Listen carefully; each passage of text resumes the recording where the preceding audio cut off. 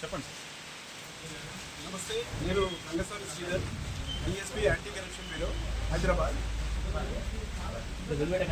మాకు యాక్చువల్లీ ఒక 2 వారాల క్రింద ఒక కంప్లైంట్ వచ్చేది. ఇక్కడ తహసీల్దార్ గారు పాస్బుక్లో జెండర్ కరెక్షన్ గురించి ఒక 50,000 డిమాండ్ చేసి ఆల్రెడీ తీసుకున్నది 50,000 తీసుకున్నాక కూడా మళ్ళీ ఆ కరెక్షన్ ఇంకా కాలేదు.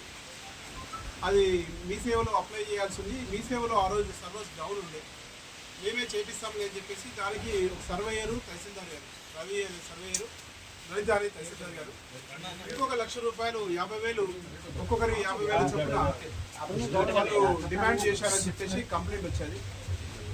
ఆ కంప్లైంట్ మీద మేము నిన్న కేసు రిజిస్టర్ చేశాము. ఈరోజు మార్నింగ్ ఇప్పుడు ఎంక్వైరీకి వచ్చాము. తహసీల్దార్ గారిని మరియు సర్వేయర్ని కూడా ఇద్దరిని అరెస్ట్ చేశాము, కోర్టులో ప్రొడ్యూస్ చేస్తాం.